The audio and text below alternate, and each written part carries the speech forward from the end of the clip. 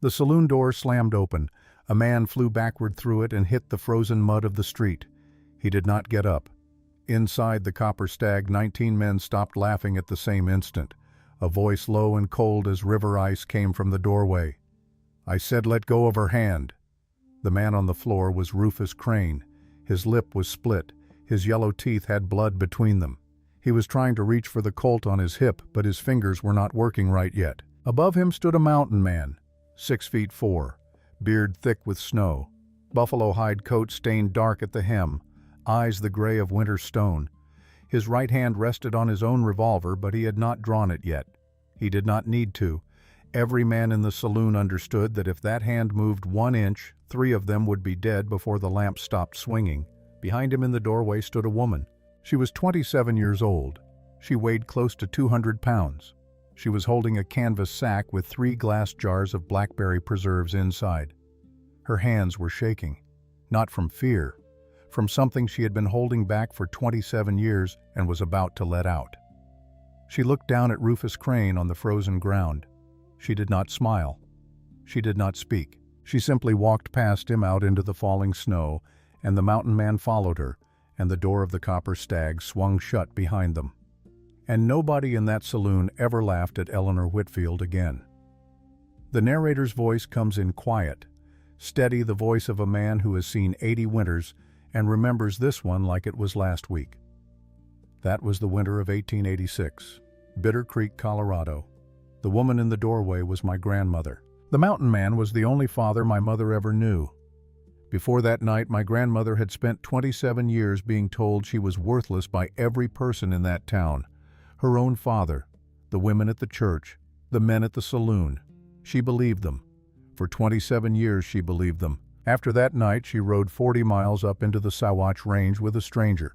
She did not take a single thing with her except her dead mother's recipe book, a tin of old tea, and a letter she had not yet read. The letter would change everything, because inside that tin was a secret her mother had kept for 27 years, a secret about her real father, a secret about the mountain man who had just stood up for her in that saloon, a secret that would 3 months later nearly break her. This is her story, and his story, and the story of the winter they built a life out of what everyone else had thrown away. My name is Thomas Mercer. I am telling you the story the way it was told to me. And the way it was told to me, it starts with 3 jars of preserves. The snow came down slow that night in Bitter Creek, Colorado.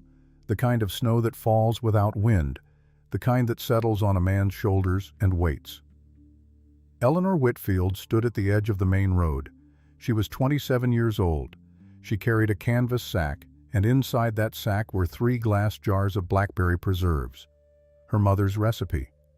The only thing in this world that was still hers. She had been standing there for 11 minutes. The lantern above the door of the Copper Stag burned yellow through the falling snow. From inside came laughter. Men's laughter. The sharp kind. The kind that knew someone was about to be cut. Eleanor breathed out. Her breath made a small white cloud that drifted up toward the lantern and vanished. She weighed near 200 pounds. She had known it since she was 15, the year the boys in the schoolhouse started pointing. She had known it every day since. She knew it now, standing in the snow, wearing her mother's old wool coat that no longer buttoned over her chest. But there was cough medicine on the shelf at Dobbin's store. $2. Her father's lungs had been rattling for 3 weeks.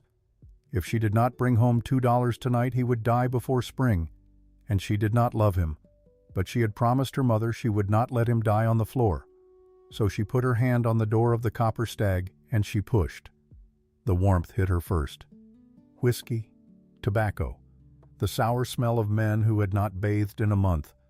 The laughter stopped. Every head turned. She counted without meaning to. 19 men, 4 women at a corner table, a bartender wiping a glass with a rag that was dirtier than the glass. Then the voice. Lord Almighty! It came from a thin man at the bar. Rufus Crane, buyer of hides, yellow teeth, face like a narrow blade. Boys, look at what wandered in from the pasture. The laughter started again, different now, a harder kind. Eleanor walked to this bar. She did not look left. She did not look right. Her boots left wet prints on the sawdust floor. She placed the canvas sack on the wood. "Is Mr. Dobbins here tonight?" The bartender looked at her. He did not speak. A woman at the corner table called out, "Minerva Crane, Rufus's wife, red hair going gray, dressed too tight at the shoulders." "Eleanor Whitfield, did you come to sell us lard?" The four women at the corner table laughed together, a shared laughter, rehearsed, the sound of women who had practiced cruelty for so long they no longer remembered why. Eleanor opened the sack. She placed 3 jars on the bar, dark glass, sealed with wax, the blackberry inside the color of old wine. "Preserves," she said. $2 for the 3. Rufus Crane walked over. He took his time. He had a way of walking that meant everyone had to watch him walk. He picked up 1 jar, held it to the lantern light. $2. "Yes, sir." $2 for jam. "Preserves." "Same thing." "It is not the same thing." The room went quieter. A woman who corrected a man, in the Copper Stag, at night. Rufus smiled, his yellow teeth. He set the jar down, but not gently. "I will give you 50 cents. $2. 50 cents. Then I will take them home." She reached for the jars. Rufus put his hand over hers. His hand was warm, greasy, heavy. Now, Eleanor, do not be rude." A tall man near the card table, Curtis Beaumont the carpenter, slapped his knee and called across the room, "She has spine, Rufus. Shame it is the only thing about her that is not soft." The men roared. Eleanor did not move. She did not move her hand out from under his. She did not move her eyes from his. She did not move the muscle in her jaw that wanted to tremble. Something inside her chest was making a sound, not a breaking sound, something quieter, the sound of a rope being coiled, slowly, patiently, the sound of a woman deciding something she had never let herself decide before. Rufus leaned in. His breath smelled of rye whiskey and onion. "You know what your problem is, Whitfield? You think you are worth more than you are." He took her hand off the jar. He bent her fingers back, not hard enough to break, hard enough to hurt. "Get out of my saloon." Then the door opened behind them, and the air changed. The man who walked in was tall like a pine. His shoulders filled the doorframe, brown beard thick and untrimmed, a long coat of buffalo hide stained dark at the hem, snow on his hat, snow on his shoulders. He smelled of pine smoke and cold stone. His eyes were gray. They went directly to the bar, to Rufus Crane, to Eleanor's hand bent back on the wood. He did not speak at first. He simply walked across the room, slow, each boot a soft thud on the floorboards. The men moved out of his way without being asked. The women at the corner table stopped laughing. Minerva Crane put down her glass. He stopped 2 feet behind Rufus. "Let go of her hand." The voice was not loud. It was low. The voice of a man who did not ever need to raise his voice because he had already learned a long time ago what his hands could do when his voice was not enough. Rufus turned. He saw who had spoken. His face changed. "Gideon Mercer." The name spread through the saloon like a draft through a cracked window. Men sat up.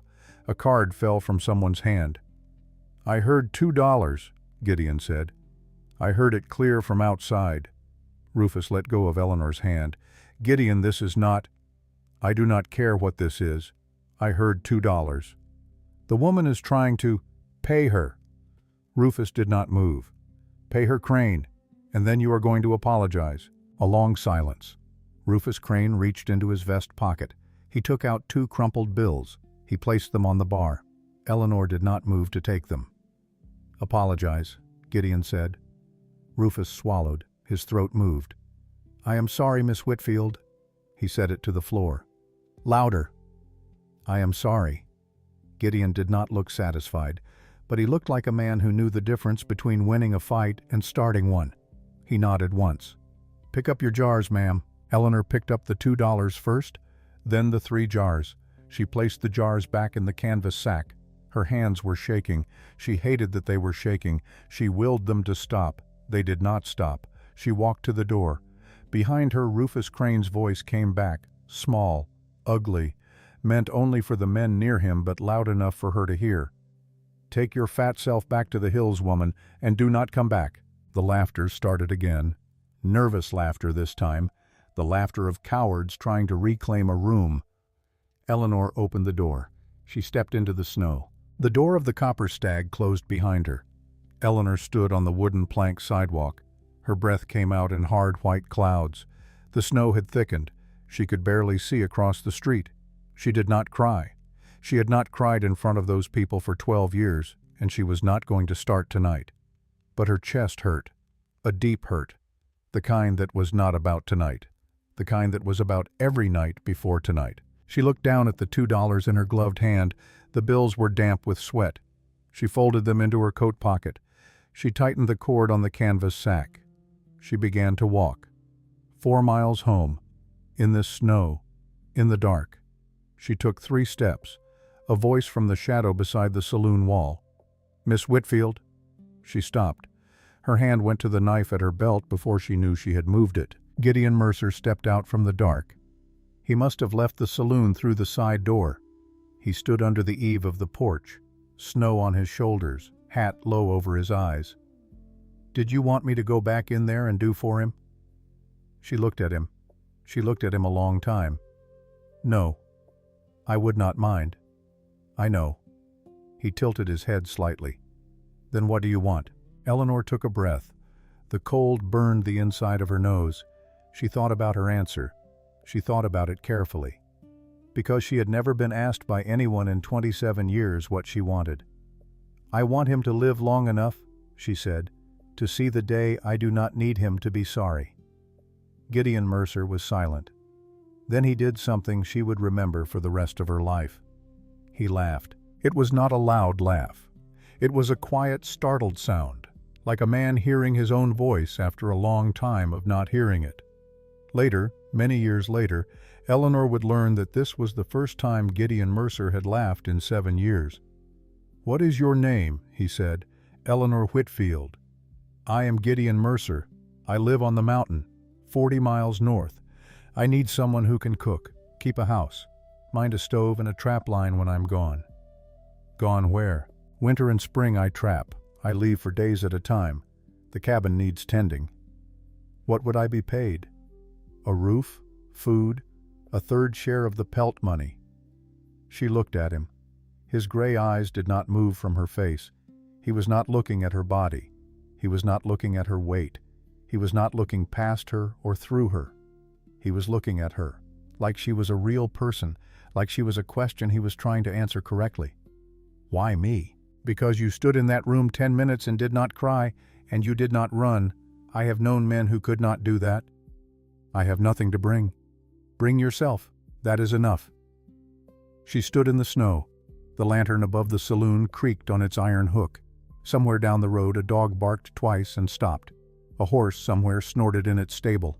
And Eleanor Whitfield, who had spent 27 years in this town being made small, looked at the mountain man in the shadow and said the only word she had left. "When?" "Before sunup tomorrow. I will be at the fork of the North Road, where the creek bends. If you come, we ride. If you do not come, I understand. I will come. I know you will." She turned. She walked into the snow. Gideon Mercer watched her go until she vanished into the white dark. His jaw tightened once. He put his hand against the cold wood of the saloon wall. He felt for the first time in 7 years a thing he thought was gone forever. He wanted to live through the winter. Eleanor's home was a small wood-frame house at the edge of Bitter Creek. The porch leaned. The roof had been patched so many times it was more patch than roof. Smoke came weak from the chimney. She had banked the fire before she left. She climbed the 2 steps. She opened the door. Ezra Whitfield, her father, was asleep at the table, his gray head on his folded arms. A whiskey bottle almost empty near his hand. His breath came out wet and slow, the sound of a chest full of winter. She set the cough medicine on the table beside him. She placed one of the $2 bills beside the medicine. She did not wake him. She went into her mother's room. She had kept it exactly as it was the day her mother died. The bed made, the Bible open on the small table to the page where her mother had last been reading.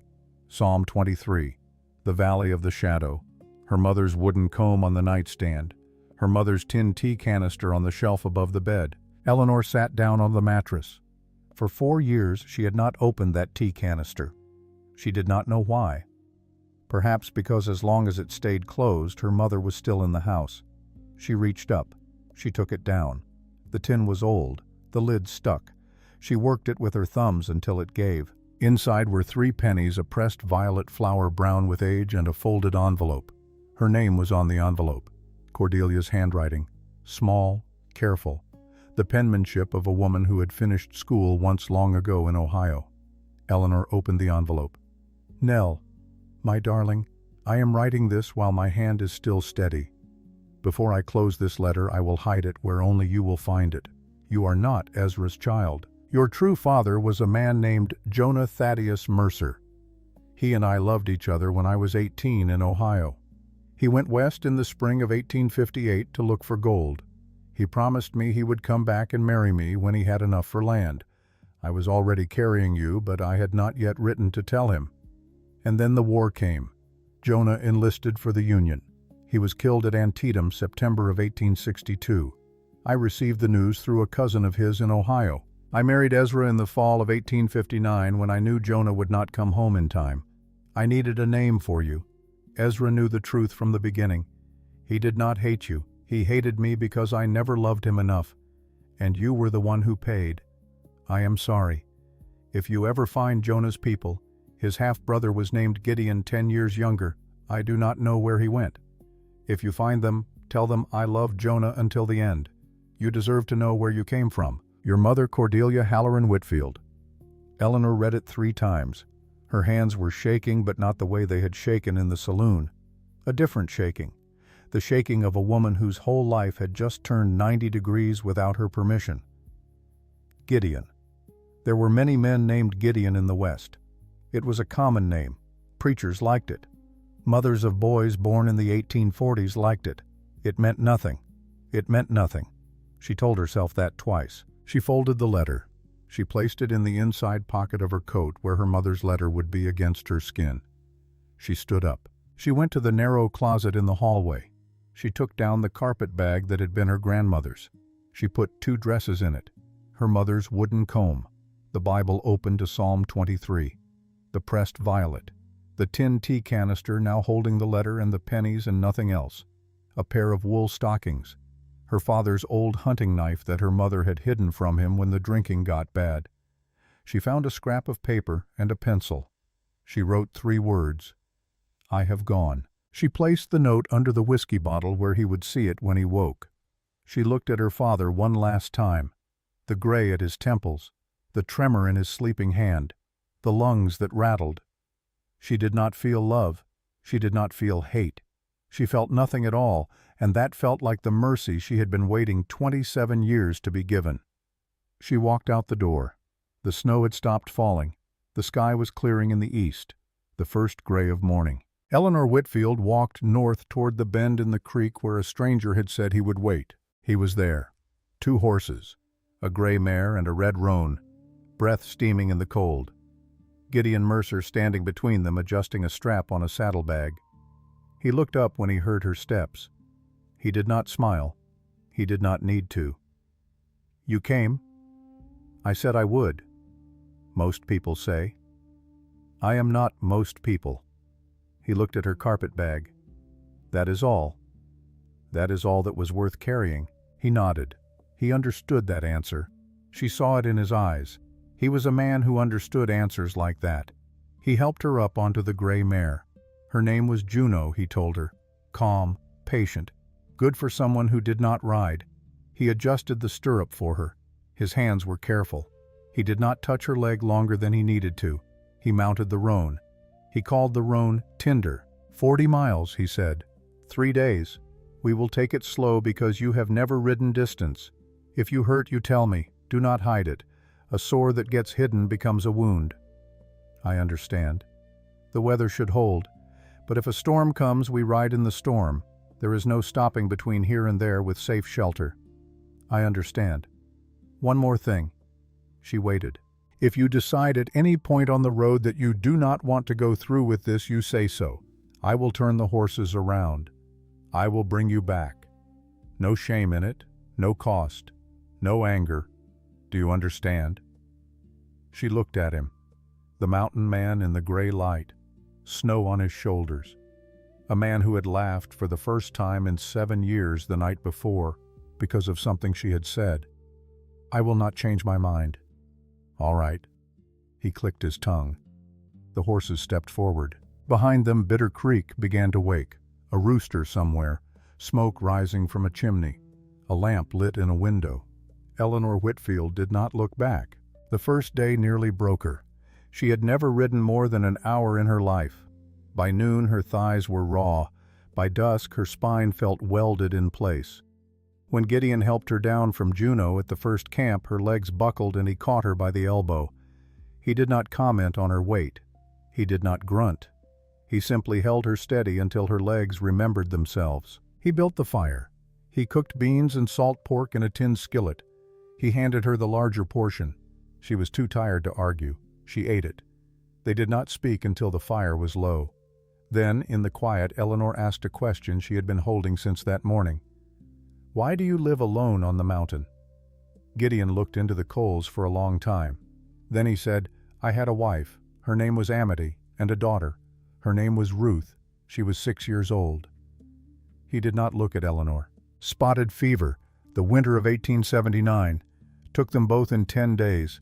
I was not home. I was on a trap line in Wyoming. When I came back, they had already been in the ground 3 weeks. My neighbor had buried them. He did a good job. There were stones and wood markers. He had even painted their names." Eleanor did not speak. "I walked into my empty house, and I left the next morning. I have not been back to that valley since. I came south. I built the cabin where I live now. I have not spoken to a woman besides saying good day at a trading post in 7 years. He finally looked up. "Until last night." Eleanor's throat was tight. She said nothing because there was no right thing to say. Gideon Mercer seemed to understand that because he nodded at her silence as if she had said the right thing by not saying anything at all. She lay down on her bedroll. She watched the stars through the pine branches. She thought about Amity, about a 6-year-old girl named Ruth who would now forever be 6 years old, about a man who had not spoken to a woman in 7 years who had laughed last night in a dark saloon doorway. She thought about her mother's letter folded against her chest inside her coat. She did not ask him that night, not yet. The second day was worse than the first. Her body had stiffened in the cold. Every step of the mare was a small punishment. She did not complain. Gideon did not ask. At midday they crossed a frozen creek. The ice cracked under Juneau's hoof and Eleanor gasped. But Gideon had already turned in his saddle, his hand reaching for her bridle, steady, calm, prepared. The ice held. They crossed. "You did well," he said. "I did nothing. You did not scream. That is well." She almost smiled. That afternoon the country changed. The aspens thinned, the pines thickened, the peaks of the Sawatch Range rose ahead of them, white and cold and enormous, and Eleanor, who had never seen mountains like these, felt something in her chest loosen. That night at the fire, Gideon handed her a tin cup of bitter coffee. They sat in silence for a long time. Then he said, "Tomorrow afternoon we will reach the cabin. Before we do, I want you to know something." She waited. "You will owe me nothing. If you stay a month and decide to leave, I will pay you a month's share of pelts and take you down to Leadville myself. If you stay a year and leave the same, I am not buying anything with this arrangement. Do you understand?" She understood more than he knew. "I understand." "Good." He did not look at her when he said it. He looked at the fire. She realized in that moment that Gideon Mercer was a man who had watched a woman be treated as a thing to be bought and sold his whole life, and he had decided somewhere deep that he would not be a man who did that. Not even by accident. Not even in the smallest way. It was the kindest thing any man had ever done for her. She closed her eyes and slept without dreams. They came up out of the last pass on the afternoon of the third day. The cabin sat on a flat bench of land against the north shoulder of the mountain. Small, squared timber, a chimney of river stone. A roof of cedar shakes patched and weathered. Behind it a stand of lodgepole pine. In front a slope of meadow grass already whitening with first frost. And past that impossibly far, the Sawatch Range. A thin line of smoke from the chimney. "I banked the stove before I left," Gideon said. "Should still have coals." Eleanor said nothing. She could not say anything.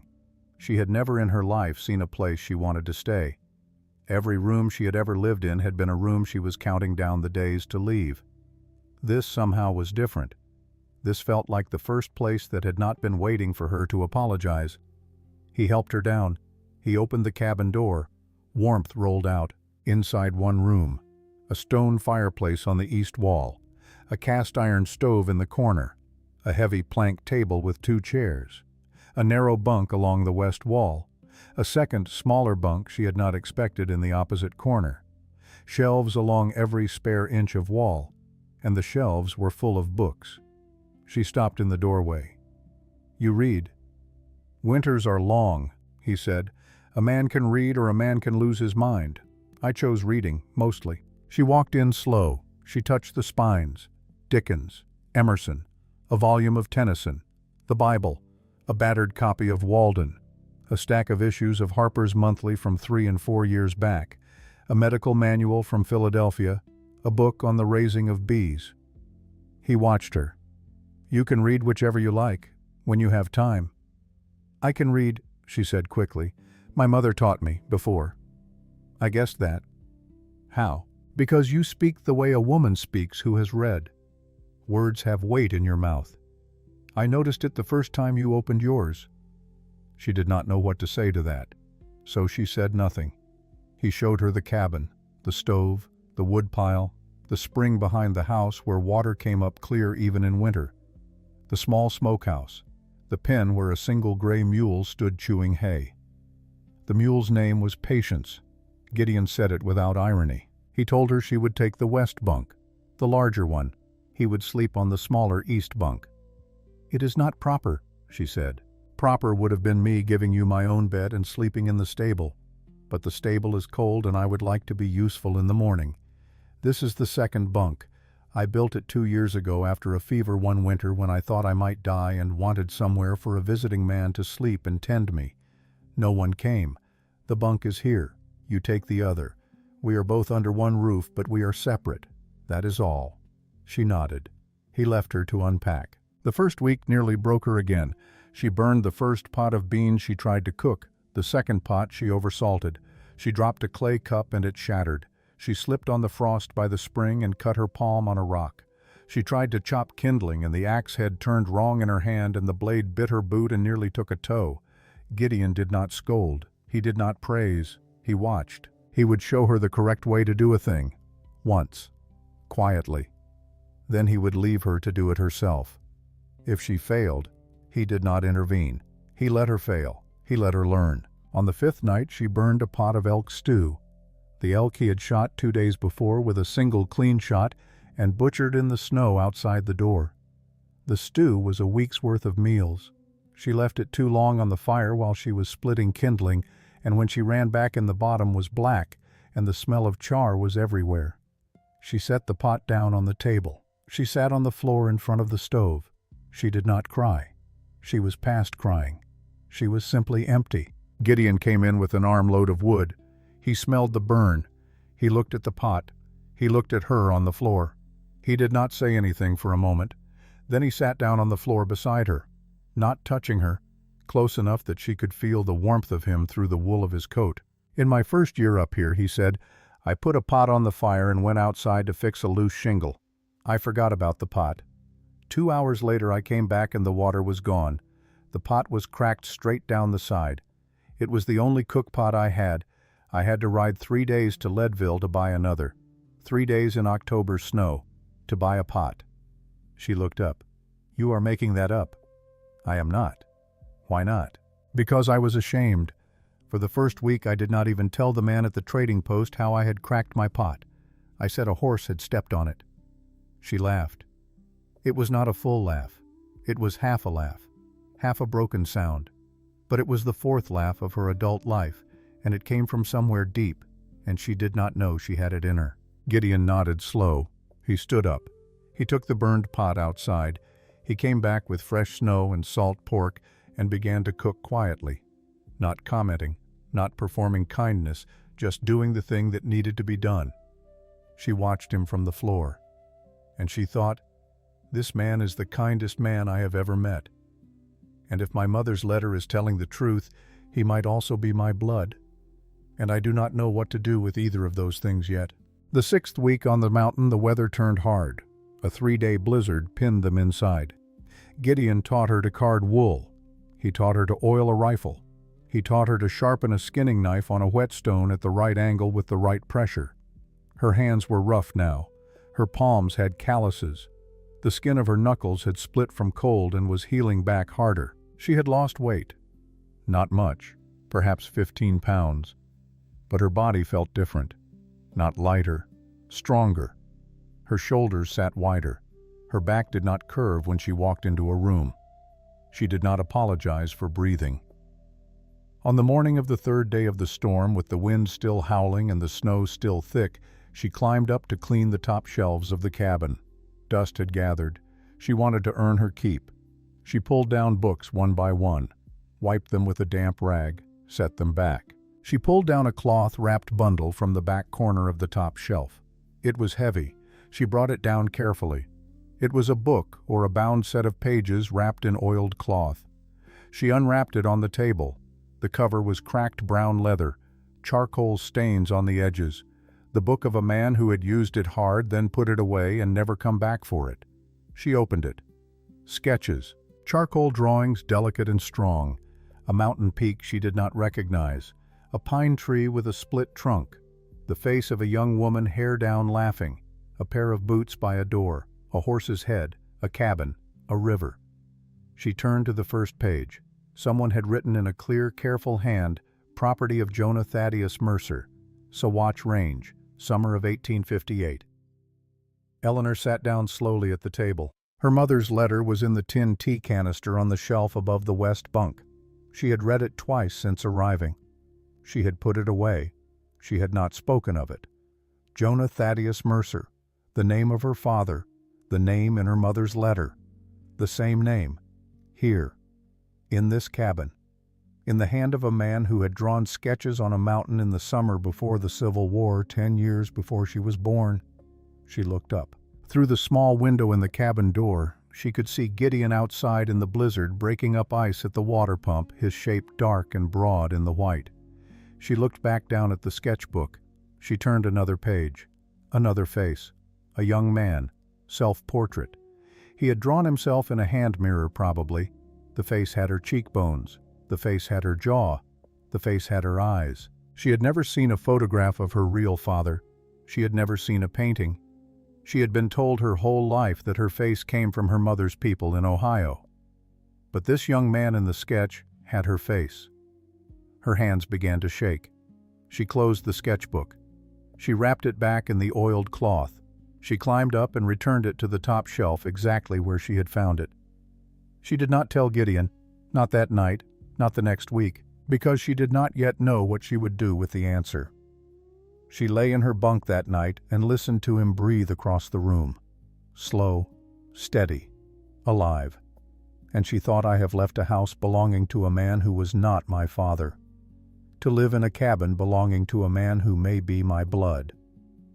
She did not sleep until the first gray of morning, and when she finally did, she dreamed of a young soldier in a blue uniform in a cornfield in Maryland, turning to look back at a woman he had loved before the war, a woman in an Ohio doorway, and the soldier's face was her face, and the soldier did not know he had a daughter. And somewhere far away, the sketchbook on the top shelf of a cabin in Colorado waited for that daughter to find it 24 years later on the third morning of a blizzard, with the kindest man she had ever known splitting ice outside her door. The mountain kept its secrets, for now. By the middle of January, Eleanor Whitfield had been on the mountain 6 weeks. 6 weeks was not a long time in the life of a woman, but it was long enough for a body to change if the work was hard enough. And the work was hard. She could split kindling now without slicing her boot. She could build a fire in the cast-iron stove with damp wood and make it catch on the first match. She could walk the half-mile to the spring at dawn, break the ice with the iron bar Gideon had made her fill 2 buckets, and carry them back up the slope without setting them down once. She could skin a rabbit. She could gut a trout. She could load and fire the Winchester leaning against the cabin wall, and on a still morning at 30 yards, she could put a ball through a tin can 7 times out of 10. Her hands were brown now. Her knuckles had thick ridges of skin where the cold had split them and healed. Her shoulders had broadened from the axe work. Her waist had not shrunk much, maybe 15 pounds gone, but the fat on her had settled into muscle, and the muscle sat under the fat like stone under earth. Most of all, she walked different. She did not know it yet. You never see your own walk. But Gideon Mercer saw it. He saw it the way a man sees the first crocus push up through melting snow. She no longer entered a room sideways. She no longer ducked her head when she passed through a doorway. She no longer apologized for the sound of her own steps. They did not speak much in those weeks. They did not need to. He rose before her and lit the stove. She made the morning coffee and boiled oats. He checked the trap line. She tended the mule and the cabin. At dusk they ate at the plank table. He read by the lamp on one side. She read by the lamp on the other. Sometimes their eyes would meet across the table, and one of them would nod, and that nod would say what a whole evening of conversation would have said in another house. She had not spoken of the letter. She had not asked about the sketchbook on the top shelf. She told herself every night that she would ask him tomorrow. Every night the tomorrow moved one day further down the road. Because this was the first home she had ever had, and she was afraid of what the question might break. The storm came down out of the north on a Tuesday evening. It was not a normal snowfall. It was the kind of storm that the old trappers called a white killer. The wind rose first through the afternoon, the kind of wind that makes the pines lean and groan like men in pain. Then the temperature dropped. Then the snow came, not falling, but driving horizontal, thick as flour through a sieve. By dark, the world outside the cabin window was a wall of white. Gideon bolted the door. He fed the stove until it glowed orange. He hung a second oil lamp from the rafter above the table. He did not need to tell Eleanor that no one should be outside in this. She knew. They ate salt pork and beans. They drank bitter coffee. He read the Tennyson. She read Walden. The wind howled against the logs of the north wall, and the cabin held. It was somewhere near 10 o'clock when they heard the knock. Eleanor lifted her head from the book. Gideon set down the Tennyson. 3 knocks, then silence, then 3 more. The sound of a fist hitting wood that was almost too frozen to strike. Gideon rose. He took the Winchester from the wall pegs. He did not raise it. He simply carried it the way a man carries a tool he hopes he will not need. "Stay behind the stove," he said. "Gideon." "Behind the stove, Eleanor."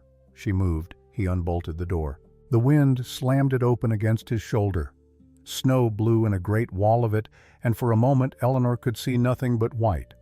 Then a shape collapsed through the doorway and fell on the cabin floor. A small shape. A child. Gideon caught her before she hit the boards. He lowered her gently. Eleanor was already moving across the room around the stove, kneeling beside them. The child's lips were blue. Her lashes were crusted with ice. She was perhaps 11 years old. Her face was narrow and brown-eyed, and she was trying to speak, but her teeth would not stop clacking. "Mama," she said. "Where?" Gideon said. The girl pointed out into the dark. Gideon looked up at Eleanor. Only one look. A full sentence in one look. He grabbed his buffalo coat off the peg. He wrapped the girl in the wool blanket from his own bunk and pushed her into Eleanor's arms. "Warm her slow, not fast. Wet cloths on her hands. Get her out of her boots. Do not put her by the stove. Across the room. Slow. Go." He went. The door slammed behind him. Eleanor carried the girl to the west bunk. She laid her down.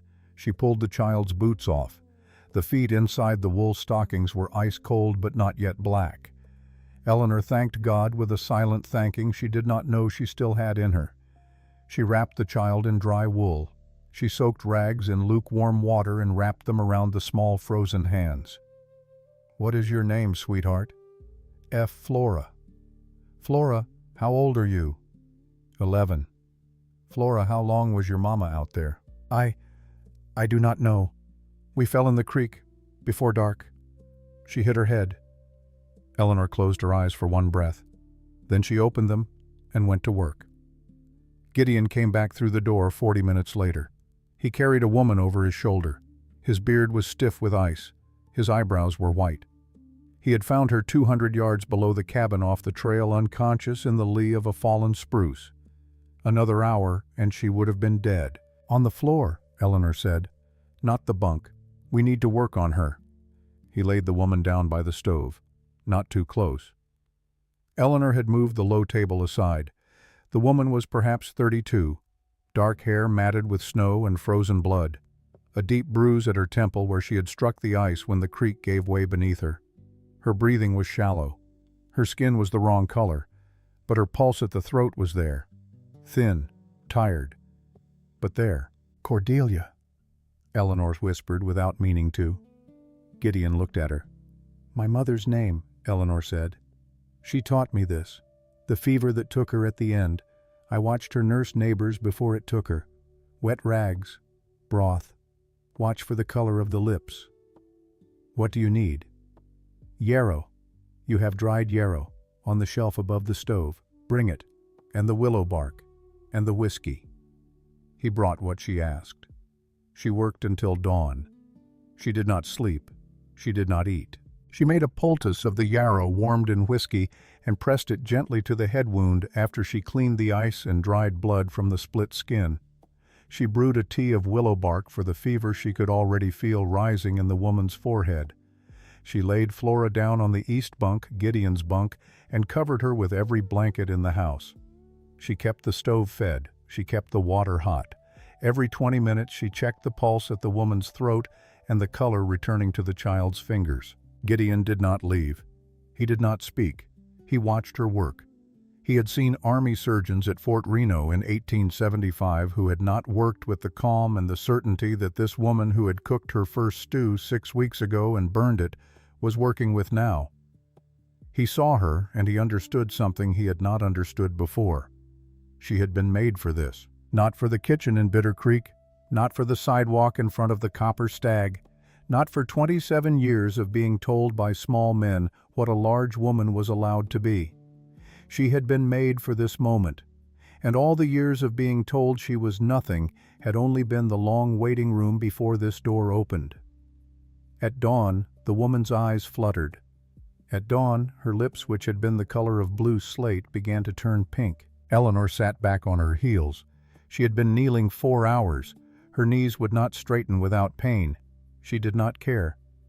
She will live, she said quietly. Yes, Gideon said. She will. He reached down. He placed his hand on Eleanor's shoulder. Just for a moment. The first time he had touched her since he had helped her off the horse 3 days after they met. Then he took his hand away. He went outside to chop more wood. The woman's name was Rebecca Ainsley. The girl was Florence, Flora, her only child. They had been running from Denver for 11 days. Rebecca could not tell the story for the first 3 days. She slept. She woke to sip broth. She slept again. Flora would not leave her mother's side except to help Eleanor at the stove. Flora was a quiet child who moved like a small ghost who had clearly learned a long time ago how to not make noise in a house. On the 4th night, Rebecca was strong enough to sit up in the bunk. Eleanor had braided her dark hair back. The bruise at her temple had gone green and yellow at the edges. She was still a beautiful woman. Eleanor noticed this without jealousy. She noticed it the way a person notices the carving on an old wooden box. Something made carefully. Something damaged, but still standing. Gideon had taken to sleeping in the small back room where he stored traps and skins. He said nothing about it. He had simply moved his bedroll. That 4th night, after Flora was asleep beside her mother, Rebecca spoke. You saved my life. My mother taught me. I only remembered. You saved my life. All right. I need to tell you what we are. Eleanor sat down on the floor beside the bunk. She folded her hands in her lap. Tell me if you want. Not if you do not, Rebecca told her. Her husband was Barrett Ainsley, a banker in Denver, owner of a controlling share in the Colorado First National. the second largest national bank west of the Missouri. A man who sat in a front pew at the Methodist Church on Sundays and who beat his wife on Wednesday and Saturday nights for 12 years. He had not beaten her in the way a man beats in anger. He had beaten her in the way a man beats a horse he is training, calmly, methodically. Never the face, because the face would show. Always the ribs, the back, the thighs, places a dress would cover. She had run 3 times. He had found her 3 times. The last time he had brought her back from her sister in Cheyenne, and he had held her head under water in the copper bathtub 4 times until she swore to God and to him that she would never run again. Flora had watched through the crack in the bathroom door. Rebecca had known from that night on that she was going to have to do more than run. She had spent the next 16 months copying documents from Barrett's locked desk 1 page at a time late at night when he was out at his club. She copied ledgers, transfer records, 2 sets of books. She did not fully understand what she was copying, but she knew she needed enough of it to threaten him, and she knew where he had been nervous enough to keep things hidden under a loose floorboard in his study. She had finally understood what she had when she stumbled 6 weeks ago onto the entries marked WDC. That was Ainsley's private shorthand for War Department, Colorado. Union Army pension disbursements, quartermaster transfers, money that the federal government had placed in his national bank for payment to widows and veterans and active soldiers at Fort Logan. He had been taking from it, small amounts, for years, tens of thousands of dollars. She had copied everything. She had sewn the copies into the lining of a coat and left the coat with her sister in Cheyenne. Then she had told him on a Wednesday night before his hand could land that if he ever touched her again, the documents would go to the United States Marshal in Denver the next morning. He had not believed her. Not at first. He had tested her. He had locked her in the bedroom for 2 days without food. She had not broken. On the 3rd day he had let her out, and she had told him quietly that she had written instructions with her sister, that if any harm came to her or to Flora, the coat would be opened and carried directly to Marshal Oliver Hatfield at the Federal Building on Arapahoe Street. And Barrett Ainsley, for the first time in 12 years of marriage, had looked at his wife with something that was not contempt. He had looked at her with fear. He had told her through his teeth that she could leave, that she could take the girl, that if she ever opened the coat, he would find her and he would kill her slowly. But she could leave. So she had taken Flora and ridden north, meaning to reach her sister in Cheyenne. But the snow had come down hard in the pass above Leadville. The ice on Horseshoe Creek had given way. Her horse had panicked. She had hit her head on the frozen edge. Flora somehow had pulled her out and gotten her onto the horse and led them blindly up the wrong trail for a day and a night, and by the grace of a God, Rebecca no longer fully trusted, they had come freezing and nearly dead to the door of a cabin in the dark. "I do not know why we lived," Rebecca whispered. "We should not have. We should be dead." Eleanor was quiet for a long time. "Maybe," she said, "you lived because Flora pulled you onto that horse. And she pulled you onto that horse because she had watched you for 12 years refuse to give up. A child learns what she sees, and she saw a mother who would not lie down." Rebecca began to cry. She cried without sound, the way women cry when they have trained themselves not to wake the man in the next room. Eleanor took her hand. She did not squeeze. She only held it.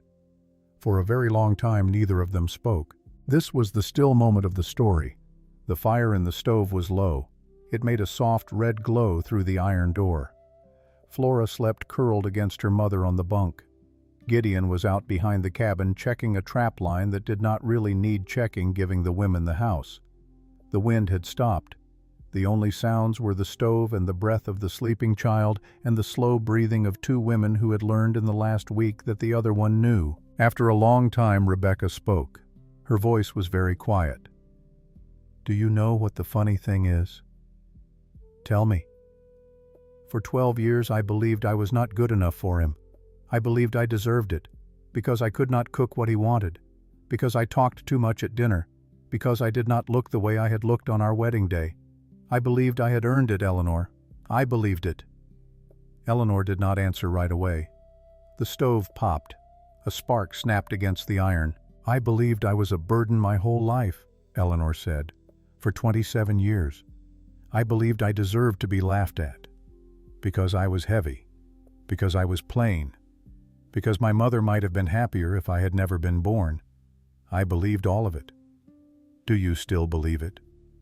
Eleanor thought about that question. She thought about it for a long time. No.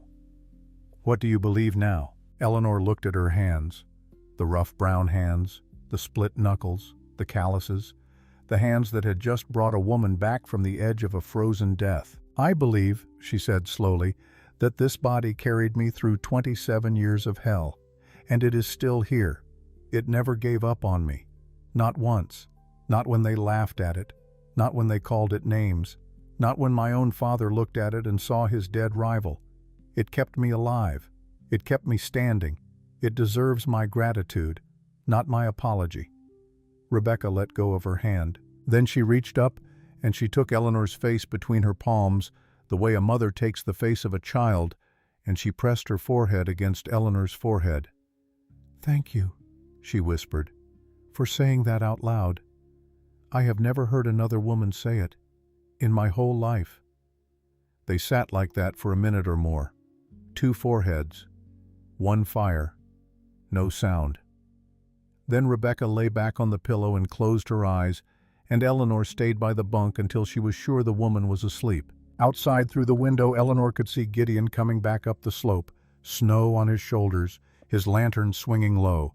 He saw her face through the glass. He stopped. He lifted the lantern a little. She lifted her hand in answer. That was all that passed between them. It was enough. Rebecca and Flora stayed 3 weeks. By the end of the first week, Rebecca could walk to the table for meals. By the end of the second, she was helping Eleanor with the bread and the mending. Flora, who had arrived a ghost, had begun to run. She chased the gray mule around the pen. She climbed on Gideon's knee in the evenings and asked him to teach her the names of stars. He taught her Orion. He taught her the Pleiades. His voice when he spoke to her was the voice of a man who had once had a daughter. Eleanor saw it. She said nothing. On the last morning of their visit before the ride down to Leadville, where Gideon had arranged a mule train to carry them safely on to Cheyenne, Rebecca sat with Eleanor at the table. Flora was outside with Gideon saying her goodbye to the mule. Rebecca reached into the small carpet bag that was the only thing she had carried out of Denver. She drew out a silver brooch. It was shaped like a small oak leaf no larger than a thumbnail set with a single seed pearl. "This was my grandmother's. It came from Edinburgh in 1840. My sister has nothing like it, and I want it to be here." Rebecca: "No." Eleanor: "Yes. It is too much. You gave me back my life, and my daughter's life. A silver leaf is not too much. A silver leaf is not even close to enough." Rebecca placed the brooch in Eleanor's palm and closed Eleanor's fingers over it. "If you are ever in trouble," she said, "sell it. Do not be proud. Sell it and feed yourself. Promise me." "I promise. If you are ever not in trouble, keep it. And when a woman comes to your door who has lost everything, you give it to her. That is how this works now. Do you understand?" "I understand." They held each other. They did not cry. They had cried enough. Gideon rode down with them. 3 days to Leadville. 3 days back. Eleanor was alone in the cabin for the first time in nearly 3 months. She used the silence. She sat at the table. She laid her mother's letter in front of her. She climbed to the top shelf and took down the oiled cloth. She unwrapped it. She placed Jonah Thaddeus Mercer's sketchbook on the table beside her mother's letter. She sat there with both of them for a very long time. When Gideon came back on the 6th day at dusk, she was waiting. He came through the door tired. He hung the buffalo coat on the peg. He saw her at the table. He saw the sketchbook. He saw the letter. He did not pretend not to see. He took off his hat. He placed it on the peg beside the coat. He walked to the table and sat down across from her. The lamp was low. The stove was warm. The cabin smelled of cedar smoke and the stew she had kept on the back of the stove for him. "You have had questions," he said. "A long time." "Yes. Ask." Eleanor slid the sketchbook across the table toward him. "Who was Jonah Thaddeus Mercer to you?" Gideon Mercer looked at the leather cover. He did not pick it up. "My older brother," he said. "Is he living?" "He was killed in September of 1862. at the Battle of Antietam, 8th Ohio Infantry. He was 27 years old. I was 16. I have not drawn a breath in 24 years that has not had his name somewhere underneath it. Eleanor slid her mother's letter across the table next. Read this. He read it. He read it slowly. He read it twice. The second time his eyes came back to the name Jonah Thaddeus Mercer and stayed there for what felt like a long time. His jaw tightened. His right hand resting on the table closed into a fist. It opened. It closed again. It stayed closed. He set the letter down. He looked up at her. Cordelia, he said. Cordelia Halloran, your mother. Yes. Ohio. Yes. Jonah spoke of her to me, the summer before he left for the West. I was 15. He was 23. He sat on the porch of our father's house in Springfield, and he told me that when he had enough gold to buy land, he was going back to Ohio to marry a girl named Cordelia Halloran. He said her hair was the color of wheat in August. He said she had a laugh like a small bell. He paused. He went west in the spring of 1858. He sent letters twice a year. The letters slowed after the war began. The last letter came from Washington City in August of 1862. He had enlisted with an Ohio regiment because he said a man from Ohio should fight for Ohio. 3 weeks later, he was dead in a cornfield in Maryland. Gideon looked down at his closed fist on the table. He never knew. No. He never knew he had a daughter. No. Gideon closed his eyes. For 30 seconds he did not move. When he opened them, his gray eyes were wet. One single tear had escaped down into his beard. He did not wipe it. You are his, he said. You have his eyes. I saw it the first night outside the saloon, and I would not let myself see it. Eleanor's hands were shaking. She placed them flat on the table to still them. Then what am I to you, Gideon Mercer? The air in the cabin was very still. He answered her directly. You are my brother's daughter. You are my blood. Eleanor did not answer. She stood up from the table. She walked to the door. She opened it. She walked out into the snow without her coat. Gideon did not follow. He sat at the table with his brother's sketchbook and the letter of a woman he had never met, the woman his brother had loved and died loving, and he put his face into his hands, and he stayed that way for a very long time. Outside, Eleanor stood in the meadow. The stars were out. The Sawatch Range was a dark wall of jagged silver against the sky. Her breath came out in sharp clouds. She was cold. She did not feel cold. She had been told all her life that she had no family, that she had been a burden to a mother who died too soon and a father who drank, that she was alone in the world. And here on this mountain in this cabin, she had found the brother of the father she had never met, her uncle, her blood. The only man who had ever been kind to her without asking for anything in return was her blood. She did not know what the feeling in her chest was. It had hope in it. It had grief in it. It had the terrible ache of things that cannot be. She had, without admitting it to herself, begun to notice how his eyes looked at her across the lamp at dinner. She had, without admitting it to herself, begun to wonder whether one night he might cross the small space of the cabin and sit on the edge of her bunk, and she would let him. That was over. That was over before it had begun. She stood in the snow until her feet ached through her boots. Then she went back inside. Gideon had not moved from the table. I need time, she said quietly. I know. I cannot. I cannot look at you properly right now. I know. I do not want you to leave. I will not leave. I will sleep in the back room with the traps, for as long as you need. You take the cabin. Thank you. Eleanor. She looked at him. I am glad you are his, and I am glad you are here. Whatever else we are to each other, whatever shape this takes, that is the first truth. Everything else we will learn. She nodded once. She went to the west bunk. She did not sleep. 3 days later, Gideon Mercer left the cabin before sunrise. He took only the red roan tinder and a small pack of food. He did not tell her where he was going. He left a note on the table that said only, "Back in 5 days. Do not worry." Eleanor read the note. She fed the mule. She cooked for one. She read Tennyson. She sharpened the skinning knife 3 times. She walked the trap line carefully the way he had shown her. She brought back 2 pine marten. She skinned them herself.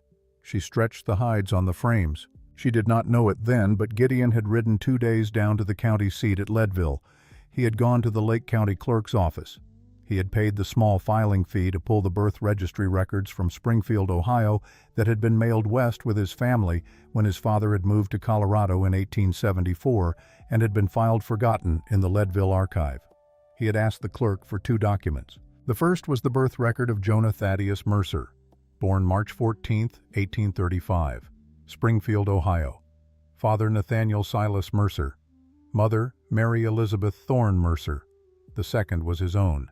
Born September 22, 1845, Springfield, Ohio. Father Nathaniel Silas Mercer. Mother Prudence Claire Hendricks Mercer. 2 different mothers. 2 different mothers. He paid the clerk for certified copies. He rode back through 2 more days of hard snow. He came into the cabin at dusk on the 5th day. He was cold and unshaven, and he stank of horse. Eleanor was at the stove. He did not speak. He walked to the table. He set the 2 papers side by side. He placed a lantern over them. He stepped back. "Read," he said. Eleanor read. She read the first one. She read the second one. She read them again. She looked up at him. "Your mother, Prudence Claire Hendricks, my father's second wife. Jonah's mother. Mary Elizabeth Thorne. She died when Jonah was born. Childbed fever. My father remarried 10 years later. To my mother." Eleanor sat down slowly at the table. "So you and Jonah. We're half-brothers, same father, different mothers. We grew up in the same house and called each other brother because we were brothers in everything that mattered. But in the blood, Eleanor, in the blood of the mother line, we were not the same." He stepped closer. He placed his finger on the document. "You are the child of Jonah and Cordelia Halloran. You carry Jonah's blood. You carry the blood of Mary Elizabeth Thorne, his mother. You carry the blood of Nathaniel Mercer, our father. But you do not carry a single drop of the blood of my mother, Prudence Hendricks. None. That line does not come to you." He looked up at her. "By the laws of the territory of Colorado, and by the canon of the Methodist Church under which I was baptized, the blood relation between you and me is a half-uncle to a niece, which is a relation the law and the church recognize as close. But it is not the same as a full uncle, and across 3 generations with a removal through the mother line, it is a relation that both the civil law and the church permit to marry." Eleanor stared at the papers. "Permit. Permit, Eleanor. The law and the church permit. I checked with Reverend Wainwright at the Methodist conference in Leadville the month before we met. It is not the common kind of marriage. But it is a marriage the church will bless because the blood between a half-uncle and a niece separated by a remarriage 2 generations back is no closer than the blood between second cousins. And second cousins marry in every county in this territory. I asked because I needed to know. Not for you. For me. I needed to know what was possible long before I knew there was any reason to ask." He paused. "I am not asking you anything tonight. I am not asking you anything tomorrow. I rode 2 days and back because I needed to know what was true. I needed you to know what was true. Whatever you decide to do with this, you will decide as a woman who knows, not as a woman who is guessing." Eleanor did not look up from the papers. "Gideon." "Yes." "Go to sleep. You are half frozen." "All right?" "In the back room still. For now." "Yes." I need to sit with this." "Yes." He went to the back room. He did not eat. He fell onto his bedroll in his clothes and was asleep before the lamp in the main room was turned down. Eleanor sat at the table with the 2 birth records and her mother's letter and her dead father's sketchbook open to a self-portrait of a young man with her face. She sat there until the fire in the stove went down to coals. She did not cry. She did not smile. She simply sat, a woman of 27 years, and let herself understand for the first time in her life that the world had not been built against her on purpose. It had only been built badly. And in the badly built world, there were sometimes against all likelihood small doors that opened. This was one of them. She was going to need time to walk through it, but she was not going to close it. For 6 weeks after that night, they did not speak of it. Gideon slept in the back room. Eleanor kept the west bunk. Between them, during the days, nothing changed on the surface. He checked the traps. She ran the house. They ate at the plank table. They read by the lamp at night. He did not touch her. He did not reach for her. He did not look at her across the table with any question at all in his gray eyes. He let her lead the pace, and the pace she chose was slow. But something had shifted. She watched him now. She watched him in ways she had not let herself watch him before. The way his hands moved when he oiled a trap. The way he paused to listen before speaking, as if he were sounding out the right word in a quiet room before he said it out loud. The way he stopped at the doorway every morning before stepping out into the snow and took a single long breath as if the mountain were a person and he was greeting her. She watched him with Flora's memory too. The way he had taught the girl Orion. The way he had not flinched from a child's laughter. A man who had lost a daughter and had kept the room in his heart for another one. In March, a young fawn wandered into the meadow below the cabin. Its hind leg was badly broken, caught in something, maybe a snare, maybe a fall. It could not run. Gideon went out to put it down, as was merciful. Eleanor stopped him. "Let me try." "Eleanor, let me try." He let her try. She set the leg with strips of willow bark and linen. She moved the fawn into the mule pen so Patience could keep it warm. She fed it warm oats and water. The fawn let her. It was too weak to refuse. She named it Juniper. 3 weeks later, Juniper stood on its own. 6 weeks later, Juniper limped, but it walked. Gideon watched her work with the animal one afternoon, her hands gentle, her voice soft, and he said nothing. But she saw his face when he thought she was not looking. He looked like a man watching his brother's daughter do his brother's work. In late March, the first melt began. On the evening of the first day, it rained instead of snowed. They sat at the table after supper. The cabin smelled of the wet pine coming off his coat. She spoke first. "You can move back to your bunk." He looked up. "Not because of anything I have decided about us," she said. "Only because the back room is cold and damp now, and I do not need you to punish yourself for a thing you have not done." "You are sure?" "I am sure." "All right." He moved his bedroll back to the east bunk that night. They slept for the first time in months under the same roof in the same room 10 feet apart in the lamplight. And in the dark, in her own bunk, Eleanor Whitfield, daughter of Jonah Thaddeus Mercer and Cordelia Halloran. Whitfield listened to the steady breathing of the only man on earth who was her blood, and she understood without words that she was home. She did not know yet what shape that home would take, but she knew the mountain had kept her, and she was going to keep the mountain. The mountain changed in April. The snow did not leave all at once. It left in pieces. The meadow below the cabin turned from white to patchwork, the first brown grass showing through like a man's skin through a worn shirt. The creek behind the cabin broke its ice with a sound like distant thunder. Mornings Eleanor would stand on the porch with a tin cup of coffee in her hands, and she would watch the mist rise off the slopes, and she would feel a thing in her chest that she did not yet have a name for. Peace, perhaps. She was 27 years old, and she had never felt it before. Gideon Mercer rose early that spring. He did not speak much, but the not speaking was different now. It was a quiet that included her. He would come in from the trap line at dusk, set his rifle on the pegs by the door nod once at her across the room, and she would hand him a bowl of whatever she had cooked. They had learned, the two of them, to live inside their quiet the way other people lived inside their chatter. They slept 10 feet apart under the same roof. They did not touch. But something had loosened in the air between them the way a rope that has been tight for months finally eases when the weight comes off. He looked at her sometimes across the plank table in the lamplight, and she looked back, and neither of them said anything, and that too was part of how they were learning. Juniper the fawn walked nearly clean now. She had a small limp, and she would always have it, but she could run.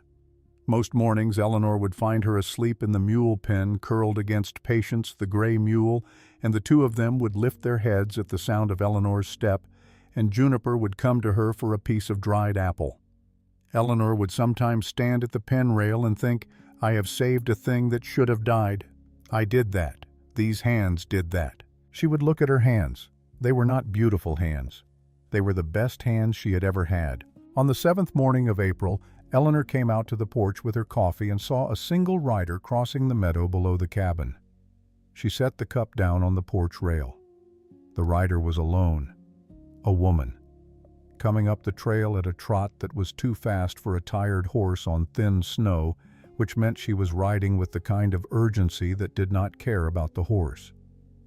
Gideon. He came out of the cabin in his shirt sleeves, coffee in one hand, his eyes already narrowed on the shape below. "Rebecca," he said. "No Flora. No Flora." Rebecca Ainsley reached the top of the slope and slid off the horse before it had fully stopped. Her hair had come loose from its pins. Her face was not white but gray. Her coat was buttoned wrong. Eleanor went down the porch steps to catch her. Rebecca did not fall. She gripped Eleanor's arms with hands that were trembling. "He has her." "Where?" "Denver. He has Flora. He took her off the street in Cheyenne 6 days ago. I was inside the butcher's. When I came out, she was gone. A telegram reached my sister's house the next morning. From him. From Barrett." Rebecca drew a folded paper from her coat pocket and pressed it into Eleanor's hand. Eleanor opened it. The message was one line typed in the careful capitals of a Western Union clerk. "Bring yourself home, or I send the girl to St. Agnes Reformatory in Missouri. Stop. Have 14 days. Stop. Barrett." Eleanor read it twice. "St. Agnes. I know what happens to girls in that place, Eleanor. I know because I had an aunt who was sent there at 13 and came back at 17 and hanged herself in her uncle's barn a month later. He is not sending her to be disciplined. He is sending her to be destroyed. He is using her as a knife on my throat because he thinks I will come back and give him back the documents and the power. Will you? No? Then what?" Rebecca's knees finally went. She sat down on the porch step. She put her face in her hands for 3 seconds. Then she took her hands away, and she looked up, and Eleanor saw something in her face that Eleanor had not seen before in any woman.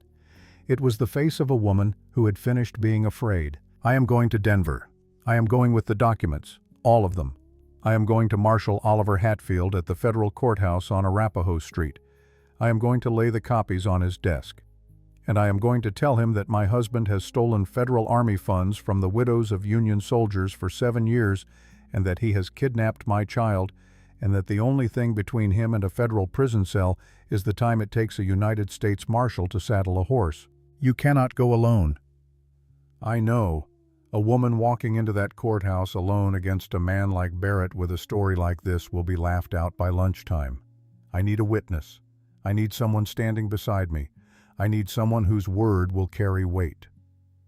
She looked past Eleanor to Gideon on the porch. Eleanor did not turn around. "We are coming," she said. "Eleanor, we are coming." Behind her, Gideon spoke one word low and flat. "Yes." They left the cabin at noon. Gideon moved like a man who had been waiting a long time for this ride without knowing it. He packed the saddlebags in 40 minutes. Dried meat, a tin of coffee, the Winchester for him, the Colt for Eleanor, and a double-barrel shotgun that he had not taken down from above the door in 4 years. He checked the action on all 3. He loaded the shells into cloth bandoliers. Eleanor watched him work. She said, "You were a soldier." He did not look up. "I was 16 when Jonah died. I was 17 when I enlisted. I served the last year of the war with the 14th Ohio, same regiment my uncle served in. I went where the family name was known. I have not carried a rifle for the purpose of aiming at a man since Appomattox. I would like to keep that record, but a child is not a record." "No, she is not." He looked up then. "Eleanor, if this goes the way it could go, there are men in Denver who will come at us in a way I have not had to answer since 1865. I need to know that you understand."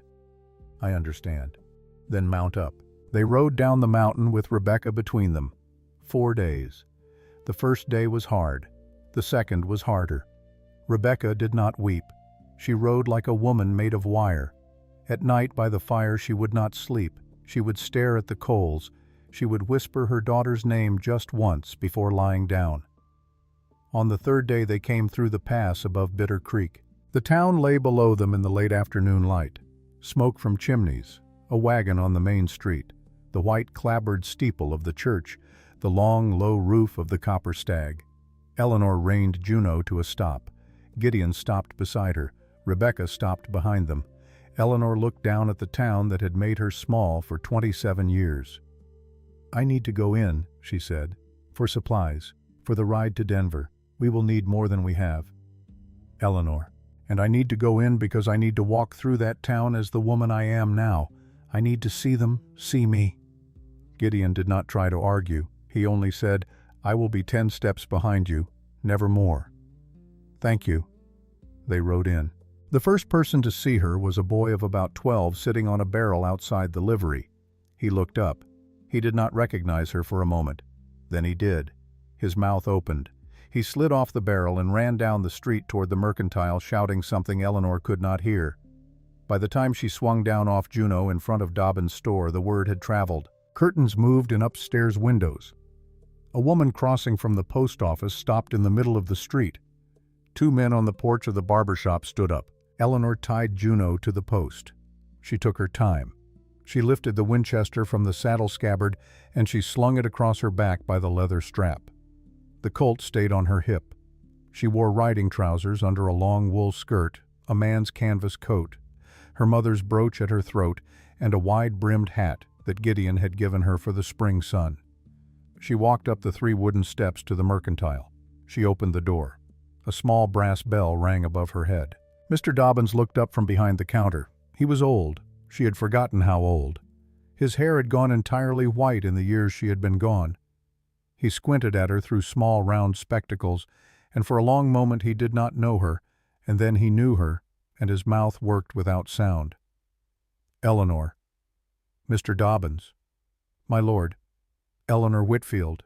I need 10 pounds of flour, 5 of sugar, a tin of coffee, 2 boxes of Winchester 4440 cartridges, a tin of yarrow salve if you have it, and a pound of hard candy for a child in Denver." The old man did not move. He stared at her. He stared at her for so long that she nearly asked again. But she did not. She let him look. She let him look at the woman who stood in front of his counter. "You are," he said finally. "You are." "Yes, Mr. Dobbins, I am." He went to the back of the store and began to gather the goods. His hands shook, but not from fear. From something else. He came back with everything on a sheet of brown paper. He tied it with string. He would not meet her eyes. She placed the money on the counter. Then she placed a gold coin on top of the money, a $5 piece. Gideon had given it to her from the pelt money. "Mr. Dobbins?" "Yes." "When I was 12 years old, my mother was sick. We had no money for tea. You gave me a 1/4 pound of black tea on credit. I never came back to pay you for it. My mother died 8 weeks later. I am paying you now." She pushed the gold coin across the counter. "It is too much, Eleanor." "It is not too much. It is just about right, for a man who was kind to a child in a town that was not." "Take it." "Eleanor." "Take it, Mr. Dobbins." The old man took the coin. He held it in his palm. A tear ran out of his left eye and went into the white of his mustache and was lost. "Forgive me," he said quietly. "For what?" "For all the times I saw them do it to you. And I did not stand up." Eleanor was quiet for a moment. Then she said, "You were the only one who did not laugh. That is more than most. I came here today to thank you, and I have." She lifted the paper parcel off the counter. She walked out. The small brass bell rang again behind her. Across the street, Rufus Crane stepped out of the Copper Stag. He had seen her through the window.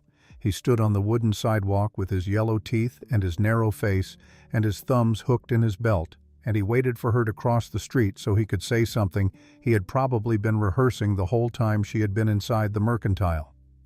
Eleanor did not cross the street toward him. She crossed the street directly toward him. She stopped 6 feet away. "Well, look who crawled back down off the hill." He smiled the smile of a man who had never been told no by a woman his whole life. "Mountain boy get tired of you already, Whitfield, or did you eat him?" Behind her somewhere Eleanor heard Gideon shift his weight on his horse, but Gideon did not move forward. Gideon had understood from the moment they had ridden into Bitter Creek that this was not his fight. She looked at Rufus Crane. She looked at him for a long time, and something strange happened inside her. She did not feel hatred. She did not feel rage. She felt instead a kind of quiet pity, because for the first time in her life she was seeing him clearly. She was seeing a small, thin, bitter man whose father had beaten him raw for 15 years. Everyone in town knew that she had simply never let herself remember it before. A small man who had learned in that house that the only way to feel tall was to make someone else feel short. A man who would stand on this porch for the rest of his life with his thumbs in his belt trying to feel tall. "Rufus Crane," she said. Her voice was plain. It was not raised. It was not soft. "I do not hate you." He blinked. "What?" "I do not hate you. I pity you. 20 years from now you will still be standing on this porch. You will be older, and your teeth will be gone, and the men who laugh with you will be dead or gone, and you will still be standing on this porch waiting for someone weaker than you to walk by so you can feel like a man for 10 seconds. That is your whole life. That is what you have built." She took one step closer. Her voice did not rise. "I am riding to Denver this week to help save a child from a man who is worse than you, because I have work to do in the world, because I have somewhere to be, because my hands, Rufus Crane, my large and ugly hands that you laughed at one night in December, are needed somewhere." She paused. "I hope you live a long life. I hope you live long enough to understand what it cost you to never become a man. God bless you, Rufus Crane. I mean that. Nobody else ever will." She turned. She walked back across the street to her horse. Rufus Crane did not move. His mouth was open. His thumbs were still in his belt. One of his own men inside the saloon let out a single short laugh through the open door, and Rufus did not even turn to silence it. Across the street on the porch of the dressmaker's shop, Minerva Crane stood holding a wrapped bundle. She was looking at Eleanor. Eleanor saw it. Minerva's face was not angry. It was not smug. It was the face of a woman who had been hit last Tuesday and had covered the bruise with powder and was wearing a long sleeve to hide her wrist. Eleanor walked her horse across the street. She stopped in front of the dressmaker's porch. She did not dismount. She reached into her coat and pulled out a folded scrap of paper on which she had written, before leaving the cabin that morning, a single address in case it was needed. She handed it down to Minerva Crane. "If you ever decide you are done," Eleanor said, "you come to that address. It is a day's ride north. You do not need a reason. You do not need permission. You only need to come." Minerva took the paper. She did not speak. She slid the paper into the cuff of her sleeve where her husband would not find it. Their eyes met. It was enough. Eleanor turned Juno. She rode back to where Gideon and Rebecca waited at the end of the street. None of them spoke as they rode out of Bitter Creek. The late afternoon light was long on the road. Behind them the town went back to itself, but something in it had shifted, and every person standing on every porch knew it. That night they camped at a bend in the Arkansas River. Gideon set the fire. Rebecca boiled coffee. Eleanor tended the horses. After supper, Rebecca slept her head on her saddle. The river moved in the dark beyond the firelight. Gideon came and sat beside Eleanor on her bedroll. He did not touch her. For a long time he did not speak either. Then he said, "What you did back there, in front of that saloon. Yes, that was not a small thing. It felt small, standing there doing it. It felt like the smallest thing in the world." "That is how all the large things feel, Eleanor. If they felt large while you were doing them, nobody would do them." She looked at him across the fire. His gray eyes were steady. "Do you want to go to your father afterward?" he said. "After Denver, after this is finished. I will take you." Eleanor thought about it. She thought about Ezra, about the house at the edge of Bitter Creek, about the rattling lungs and the whiskey bottle and the note she had left under it in December. "Yes," she said, "I think I do. But not before Denver. Flora first. One thing at a time." One thing at a time. They sat. The river moved. A night bird called somewhere in the cottonwoods, and then was quiet again. Gideon did not reach for her hand. She did not reach for his.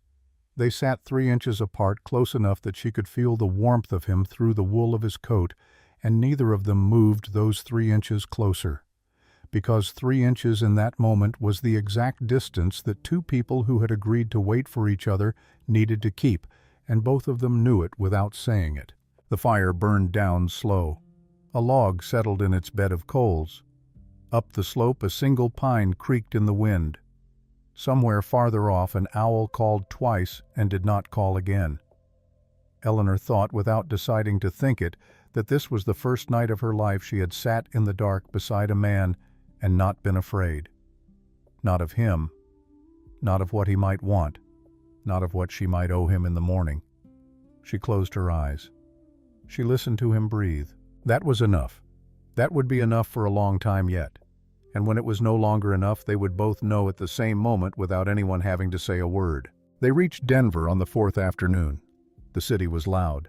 Eleanor had not been in a place with more than 100 people since she was a child, and Denver had thousands.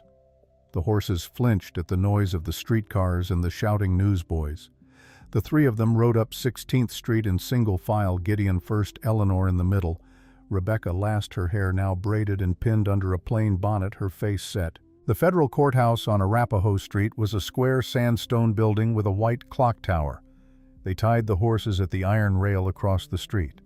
Gideon took the packet of documents from his saddlebag and handed it to Rebecca. "Your papers," he said. "Your hand carries them in, not mine, not hers. I know. But we are behind you." "I know." The three of them climbed the courthouse steps. Marshal Oliver Hatfield was a tall man, 50 years old, gray at the temples with the straight posture of a cavalry officer and the tired eyes of a man who had seen much. He stood up when the three of them walked into his office. He looked at Gideon Mercer, whom he knew by reputation from 20 years of mountain talk, and he looked at Eleanor Whitfield, whom he did not know, but recognized as a woman who had come to tell him something true, and he looked at Rebecca Ainsley, whose husband he had disliked at 3 bankers' dinners over the years, for reasons he had never been able to name. "Ma'am," he said, "sit down." Rebecca did not sit. She opened the oilcloth packet on his desk. She spread the documents in front of him, the ledgers, the pages she had traced by hand through a sheet of carbon paper from Barrett's private ledger. 1 page at a time. 16 months of tracings done at his desk by candlelight while he was out at his club.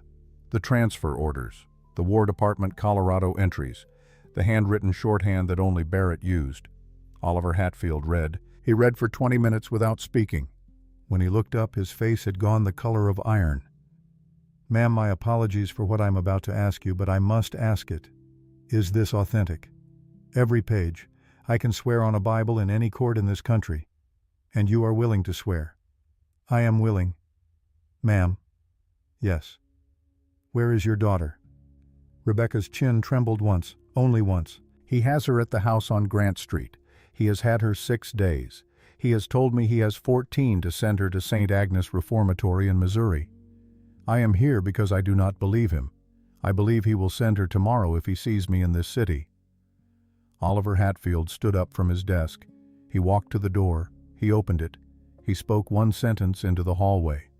"Get me 3 deputies, and the writ, and the carriage." He closed the door. He turned back to Rebecca. "Ma'am, you will come with us. You will identify the house. You will identify your child. My deputies will be between you and your husband at all times. Do you understand?" "Yes." "And you too." He looked at Gideon and Eleanor. "You will stay in this office. I do not want a mountain man and a woman with a colt walking into a federal arrest. You will wait here. When I bring the girl out, I will bring her to you." Gideon did not argue. Eleanor did not argue. Eleanor reached into her coat. She took out the pound of hard candy she had bought from Mr. Dobbins in Bitter Creek. She set it on the corner of the marshal's desk. "For the child," she said, "when you bring her." Oliver Hatfield looked at the candy. He looked at Eleanor Whitfield. He nodded once. Then he was gone. The office clock ticked. Gideon stood at the window. Eleanor sat in the leather chair across from the marshal's desk. Outside, the late afternoon sun moved across the brick of the neighboring building. They did not speak. There was nothing to say that would not make the hour longer. At minute 43, they heard boots in the hallway. The door opened. A girl walked in. She was wearing a gray dress that had been washed too many times. Her hair had been cut short badly with kitchen shears. Her left cheek was bruised. She had a thin cut on her lower lip. Her eyes were too big for her face. She stopped in the doorway. She saw Eleanor. And Flora Ainsley, 11 years old, ran across the marshal's office, and she did not run to her mother, who was still downstairs giving her formal statement. She did not run to Gideon Mercer, whom she loved. She ran to Eleanor Whitfield, and she threw her small arms around Eleanor's waist, and she buried her face in the front of Eleanor's coat, and she began to sob hard, the kind of crying a child has been saving for 6 days. "I prayed," she said, muffled against the coat. Every night, Miss Nell. I prayed you would come. I knew you would come." Eleanor held her. She did not speak. She held the child, and she looked over the child's head at Gideon Mercer by the window, and Gideon Mercer was crying quietly without shame, the way a man cries who had buried a 6-year-old daughter 7 winters ago, and had just watched another child not of his blood run to the woman he loved, and had understood in that moment that some things are not given back, but some things are given forward. He turned his face to the window. He wiped his eye with the heel of his hand. Eleanor placed her hand on the back of Flora's head. "I am here, sweetheart. I am here. It is over. It is over." Rebecca came through the door 20 minutes later. She did not speak. She only reached for her daughter. Flora transferred from one pair of arms to the other like water. Eleanor stepped back to give them space. Gideon came to stand beside her. His hand in the shadow of the desk found hers. He did not squeeze. He only held. For the first time in their lives, they held hands, and neither of them let go. Barrett Ainsley was arraigned 2 mornings later on 16 counts of federal embezzlement and 1 count of felony kidnapping. He was remanded without bail. 3 months later, he was convicted on all counts and sentenced to 30 years at the Detroit House of Correction, the federal facility where white-collar criminals served long terms. He would die there of a stroke at 61 in 1902, and no one from his family would come to claim the body. But that was later. For now, Eleanor Whitfield had one more door to walk through in Bitter Creek. They rode down into the town on a Tuesday morning. Rebecca and Flora had stayed in Denver with Rebecca's sister, who had come down from Cheyenne. Eleanor and Gideon rode alone. She went to the house at the edge of town by herself. Gideon waited at the end of the lane with the horses. She opened the door without knocking. Ezra Whitfield was sitting by the window. He had a blanket across his knees. His hair was white. His hands trembled with age, not drink. The bottle was gone from the table. Eleanor saw that immediately. The room smelled of coal smoke and old bread, not whiskey. He did not turn his head when she came in. "You came back." "I came to speak. I am not staying." "I know." She sat in the chair across from him. The sun came in through the window and fell across his hands. "How long since you drank?" 91 days. Not that it earns me anything from you." "No, it does not. But I am glad of it. For your sake." They were quiet. Then he spoke. "Your mother never loved me, Nell." "I know. I read the letter. In the tea tin." He closed his eyes for a long moment. "I knew the letter was there. She told me the week before she died. She said if Nell ever needs to know, it is in the tin. And I let her write it. I let her leave it there. Because I could not tell you myself. I was too much a coward." "You knew about Jonah from the start." "From before we were married. She told me. She said she needed a name for you. She said she would never love me. I said I would take that bargain. I was 27 and she was 19 and beautiful, and I thought I could change it. I thought if I loved her long enough she would love me back. She never did. And every time I looked at you for 27 years I saw him. Jonah, the man she actually wanted. And I punished you for being born Nell. I punished a child for being born." The room was very still. "I am not here for your apology, Ezra. I know. But I accept that you have given me the truth. That is something. That is something you have not given me before." "Yes." She stood up. She took from her pocket the small tin tea canister. She had carried it all this way from the mountain. She set it on the table beside him. "This was Mama's. I have read the letter. I know what I needed to know. I do not need the tin anymore. I think it belongs in the house where she lived. I am leaving it with you, not as forgiveness, as truth. Nell. Yes. You found them. The Mercers. One of them, a half-brother of Jonah's. He is a good man, Ezra. He is the best man I have ever known. I am glad. I am going to marry him. Ezra nodded. He did not speak for a moment. Then he said, Your mother would have been very proud of you, Nell, not for the marrying, for the standing up. She would have been proud of the standing up. Eleanor did not answer right away. Then she said, Goodbye, Ezra. She walked out of the house. She did not close the door hard. She did not close the door soft. She closed it the way you close the door of a room you are finished being inside of. She walked down the lane to where Gideon Mercer waited with the horses. He looked at her. All right. All right.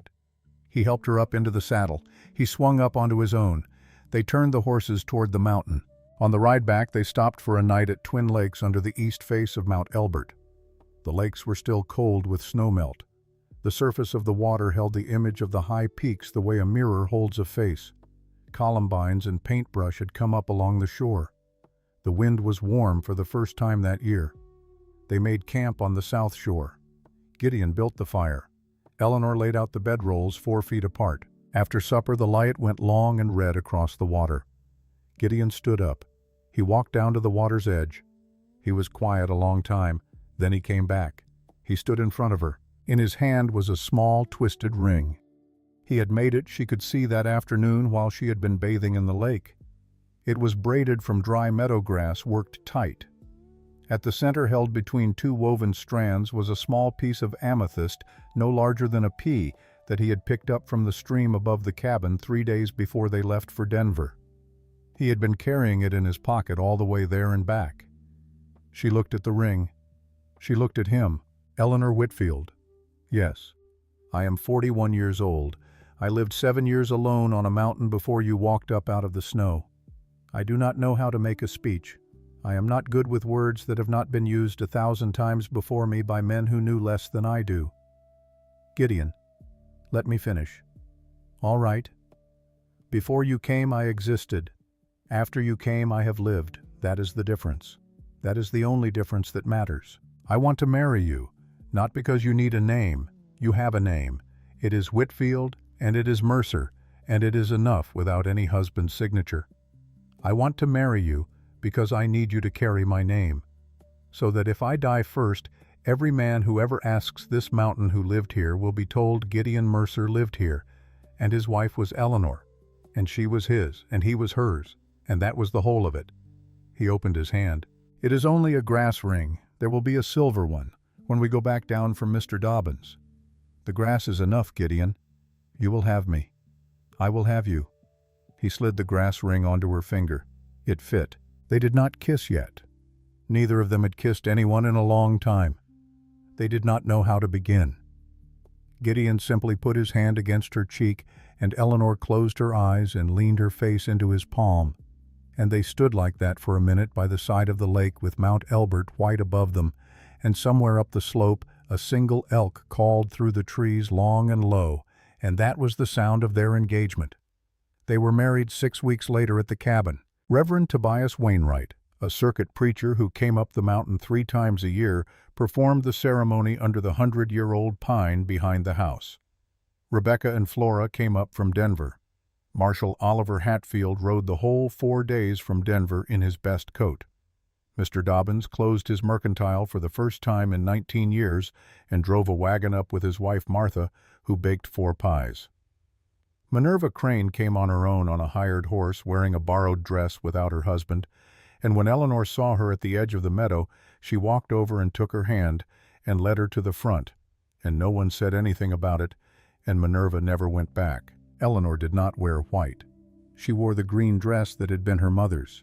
She wore the silver oak leaf brooch at her throat. Gideon wore his best coat. Flora carried a bouquet of paintbrush and columbine. Rebecca read the book of Ruth. Whither thou goest, I will go, and where thou lodgest, I will lodge. Thy people shall be my people, and thy God my God. When she finished, she looked up and said quietly to everyone there and to no one in particular, "This is not only a wedding. This is the story of the women who chose each other and the kind men who chose them." Gideon Mercer slid a plain silver band onto Eleanor's finger. Eleanor slid the grass ring which she had kept onto his little finger as a joke, and he laughed the full laugh this time, and everyone else laughed with him. They kissed. It was a clean kiss. A first kiss. A middle-aged man and a woman of 27 years, neither of whom had ever had anyone to kiss, learning the shape of a thing at the same time. When it was over, Eleanor looked out across the meadow at Flora chasing Juniper the fawn, at Rebecca, with her hand on Mr. Dobbin's arm, at Marshall Hatfield quietly explaining something to the Reverend, at Minerva Crane, standing alone at the far edge of the meadow, with her face turned toward the Sawatch Range, and Eleanor thought, "I have a family. For the first time in 27 years I have a family, and they are not all of my blood, but they are all of my choosing, and that is the better kind." The cabin was no longer only a cabin. Over 34 years, Gideon and Eleanor Mercer had added to it one room at a time until it had become a long, low building of joined timber with a wide porch on 3 sides. Around it on the meadow stood 4 smaller cabins. Between them ran paths of flat stone. Above the door of the largest building, carved into a plank of cedar, were the words, "The Cordelia House," and beneath those words, smaller, "A safe place for women and children." They had taken in their first woman in the autumn of 1887, 6 weeks after the wedding. Her name had been Minerva. She had stayed 7 months, and then she had gone to Cheyenne to teach school, and she had written Eleanor twice a year for the rest of her life. Rebecca Ansley had come up the mountain in the spring of 1889 and had never gone back down. She had built the second cabin herself with her own hands and Gideon's help, and she had lived in it for 32 years, running the daily work of the house. Flora had grown up between the 2 women, and Gideon Mercer had taught her the names of the stars and the tracks of the animals, and how to set a splint on a broken bone. She had ridden down to Denver at 18 and gone to the University of Colorado, and then to the Women's Medical College of Chicago. And she had come home a doctor in 1900, and she served the hospital at Leadville as chief of the women's ward for 20 years. 311 women and children had passed through the Cordelia House between 1887 and 1921. Eleanor kept a ledger. She wrote every name in ink. She never let one of them leave without pressing into her hand a small object, a brooch, a ring, a silver spoon, a book with the words, "When you meet a woman who has lost everything, you give this forward." On a warm afternoon in late July of 1921, a young newspaper writer from the Denver Post rode up the mountain to interview Eleanor Mercer for a series the paper was running on the pioneer women of Colorado. He arrived at dusk. The Mercers were on the porch of the main house. Eleanor was 62 years old. Her hair was entirely silver-bound in a long braid down her back. She weighed almost exactly what she had weighed in the winter of 1886. She had never cared to change it. Beside her in a second rocking chair sat Gideon Mercer, 76, his beard gone white, his hand resting on her hand on the arm of her chair. The young man sat down on the porch step. He took out his notebook. He asked his first question. "Mrs. Mercer, if you could say one thing to the young women who will read this article, what would you say to them?" Eleanor was quiet for a long moment. She looked out across the meadow. The sun was low behind the Sawatch Range. The light was long and red. Then she spoke. "I would tell them that the worth of a person is not in her waist, and it is not in her face, and it is not in the town where she was born.